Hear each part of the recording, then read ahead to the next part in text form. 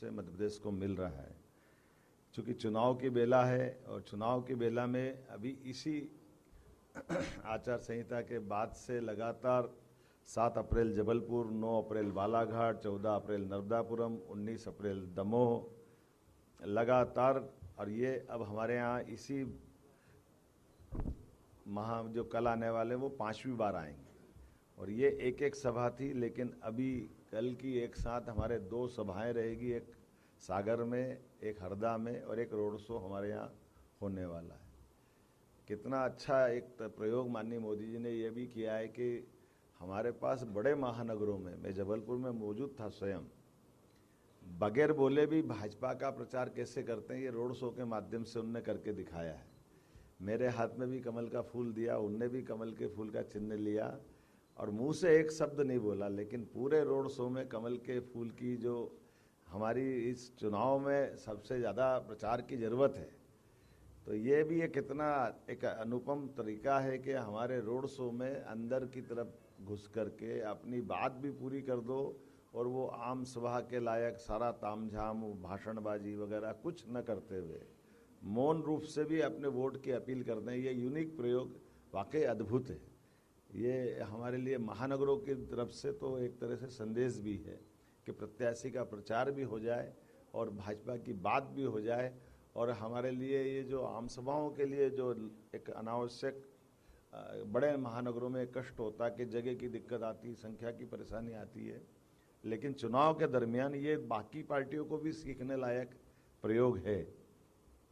मैं उम्मीद कर रहा हूं कि जिस प्रकार से मोदी जी आ रहे हैं और ये हमारे लिए भोपाल आना है, उनके लिए हमारे लिए सौभाग्य की बात है। राजा भोज की नगरी, रानी कमलापति की नगरी में भव्य रोड शो भी होगा। ये लगभग 1 किलोमीटर का होगा, जो मालवीय तिराहा रोड से प्रारंभ होकर रोशनपुरा पूरा करते हुए मेजर नानके चौराहे तक खुले रथ में वो जनता का अभिवादन करते हुए इस रोड शो को पूरा करेंगे। 200 से अधिक मंचों पर अलग अलग प्रकार से हमारे माननीय प्रधानमंत्री का अपने नागरिकगण अभिनंदन करेंगे। अपने अपने तरीके से विभिन्न समाजों के लोग, विभिन्न कलाकार, साधु संत, सभी प्रकार की तरह से जो एक हमारी भव्य परंपरा रही है अतीत में मध्य प्रदेश की, उस परंपरा के हिसाब से हम भव्य पुष्प वर्षा के साथ माननीय प्रधानमंत्री का स्वागत करेंगे।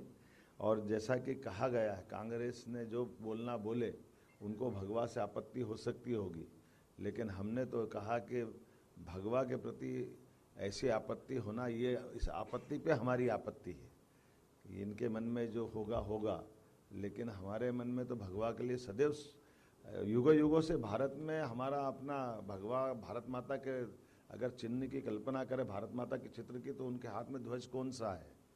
और कोई भी हमारा देवालय उठा के देख लो, उस पर पताका अगर लहराएगी तो क्या लहराएगी। कोई भी साधु संत घर छोड़ के संन्यास ग्रहण करता है, तो हमारे यहाँ तो सूर्य आधारित संस्कृति है। तो जो त्यागमय संस्कृति है, वैराग्य की संस्कृति है, उदार संस्कृति है, सबको समाहित करने वाली संस्कृति है, इसके प्रति नफरत ये कतई बर्दाश्त नहीं की जाएगी। इसलिए हमने कहा भगवामय ये रोड शो रहेगा। हमारे अपने मन में जो भाव है उसको प्रकटीकरण में हमें कोई संकोच नहीं है।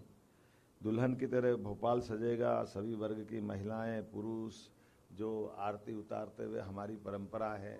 हमारी बंगाली समाज की बहनें तो बहुत अच्छे से शंख वादन करके और शंख ध्वनि के साथ, और लक्ष्मी माता की उल्लू की जो सवारी का दृश्य रहता है, वो शंख के साथ एक विशेष ध्वनि से भी अभिनंदन करती है। वो अभिनंदन का दृश्य रहेगा।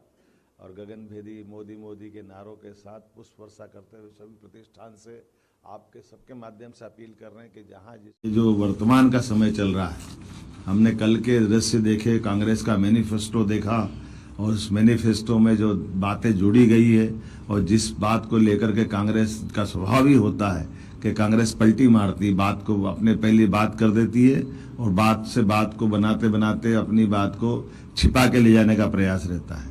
कल जिस ढंग से ये सारी बातें आई है, मैं इस बात की निंदा भी करता हूं कि हम किसी वर्ग विशेष के लिए कैसी बात कर सकते हैं। सभी का संसाधन पे हक हो सकता है, केवल एक वर्ग का संसाधन पे हक होना ये कौन सी बात है। ये उसी प्रकार की बात है जो प्रधानमंत्री तत्कालीन उस समय मनमोहन सिंह जी ने कहा था कि सभी संसाधन पे हक अगर है तो मुसलमानों का है। ये बात बहुत निंदनीय है। डायरेक्ट इनडायरेक्ट रूप से मैनिफेस्टो में इस ढंग से कांग्रेस ने फिर इस बात को दोहराया है कि ये हम इस ढंग की बात की निंदा भी करते हैं और उम्मीद करते हैं कि इस बात के लिए कांग्रेस अब बजाय दाएं बाएं ऊपर नीचे जाने के वो देश से माफी मांगे कि उनका ये जो दृष्टिकोण है, अब वो लाख कुछ भी कहे लेकिन जो लिख करके दिया है उनके मैनिफेस्टो में वो कुछ छिपा हुआ नहीं है। मैं उम्मीद करता हूं कि चुनाव की इस बेला में जनता के सामने दूध का दूध पानी का पानी होना चाहिए।